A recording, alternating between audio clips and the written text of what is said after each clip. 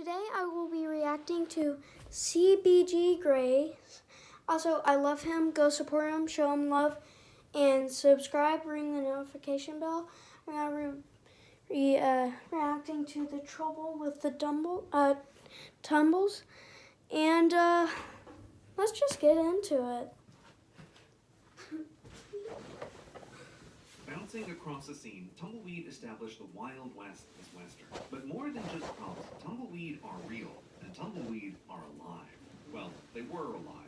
Each tumbleweed starts as a tiny seed on the craggy landscape, putting down roots, up branches, opening flowers, and, through the miracle of life, birthing seeds, itty-bitty baby tumbles to be. Now, dropping these seeds straight down won't give the tumble tots their best head start. So what's a parent plant to do but sacrifice their life for their children? To intentionally starve themselves, to die and to dry, to catch the wind, to shuffle off this mortal coil, to bounce across That's what I call dedication to your kids. If you will die for your kids, you might have a problem. You might love them too much. And to chance their children to find fertile ground, to root, to sprout, to grow, to flower, to continue the circle of life. It's beautiful, really. These humble tumble rolling across the West in search of empty land to colonize are as iconically West as Westerners westerning, because neither are natives. Before the 1800s, there were no homesteaders and no tumbleweed in the West. Tumbleweed are an invasive species and a deeply unwelcome one. It's time to get real about the trouble. Holy cow! Now, you might be That's thinking, a lot. the West Tumbleweeds. is mostly empty and tumbleweed arrived and survived. What's the big deal? They're kind of nice. And you know what? You're right. Kind of. Tumbles are like snow. A little is charming, but a lot is a problem, and a lot dangerous. Tumbleweed stick to things and each other. One stuck tumble becomes 2, 10, a tumulus. The American interior has vast swaths of land, and after a tumble terrain takeover, one big windstorm can drown a village under thousands of the things, with people quickly finding their roads and vehicles and even oh my god! If you've never seen tumbles on the move or the aftermath of that, it's unreal.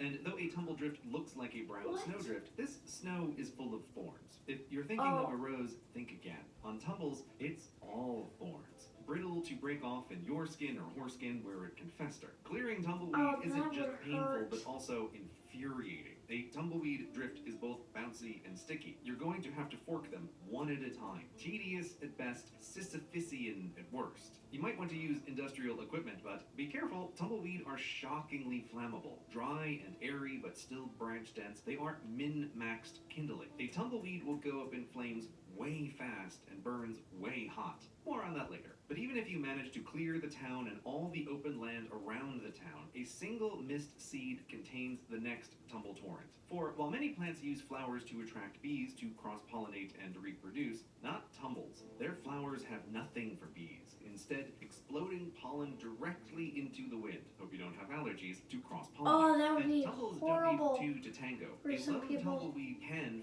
pollinate itself. So that single missed seed will grow up to be a tumbling weed containing tens of thousands of seeds, hundreds of thousands if it gets large enough. A single tumble tumbling to town one year leaves a tumble trail the next and an exponential explosion thereafter. And then there's the danger to agriculture, which brings us to the start of this, a time before tumbleweed in America and a time before homesteading. It's the 1800s and the start of Westerners westerning, building their first farms and tiny towns. Growing enough food to feed the adolescent nation was vital. Nearly everyone's job had to be farming, and the newly created Department of Agriculture had the job of writing pro tips on how best to do that, along with collecting seeds and samples from the new continent, which is how all was normal until one day a letter arrived for DOA. Hey, there's this a tumblin' weed giving us some trouble. Can you come take a gander? And so she did, arriving to find South Dakota in bad shape, a weedy infection rapidly developing, damaging the food supply. These new weeds stole ground nutrients for themselves before crops could even be planted, or they would grow in between crops, choking them out. During harvest, I imagine being a farmer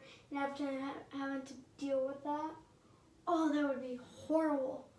Live in Texas, so tumbleweeds aren't really in my area because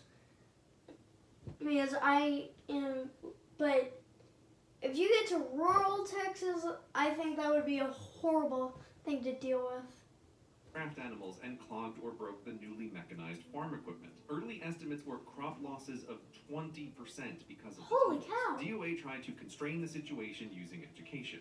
Wanted, tumbleweed, kill on sight, aka prickly thistle, aka Calitragus, aka the wind witch, aka the Russian thistle. This, by the way, is the motherland where the species is native, and from where crop seed contaminated with tumbleseed probably came, to arrive in South Dakota on perhaps a single farm to start the infection, which grew worse by the year, and the Department of Agriculture's efforts to stop it were futile.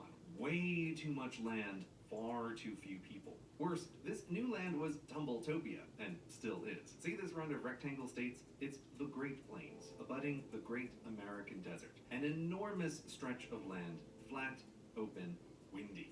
South Dakota's neighbors had no chance, nor neighbors' neighbors. From patient zero, boom.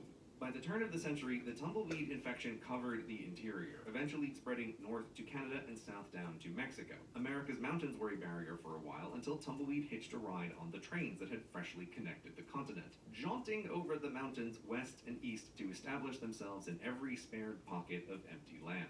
Oh dear. But it gets better. Back to fires, specifically prairie fires. A nice big field of dry wheat is just begging to burst into flames. The only early tech to stop fires was to build fire breaks, physically stopping the flames with neat, straight, vitally empty stretches of land the fire could not cross. But more perfect tunnels for tumbles you could not make. Even if the fire breaks were kept clear, fire makes its own wind, sucking in cold air from ground level to blow out hot, over, thus transforming tumbles into fireballs to it was like a catapult. So started the first volley in the war on tumbleweed. But for the Department of Agriculture to eradicate the infection from the interior farmland and towns where they did the most damage would mean not only catching every weed and seed across a third of a continent with the cooperation of two annoyed international neighbors, but also finding every patch of infection across the mountains in the other two-thirds. An impossible task. So, that's why tumbleweed are still here and have been around for so long and in such numbers, people forget there was ever a before time. But not the United States Department of Agriculture. From the 1800s to 1900s to 2000s, still trying to rid America of the weed, but so far without success. And that is the trouble with tumbles. That was a great video. Oh, so, have a terrific night and spring break, y'all, and bye!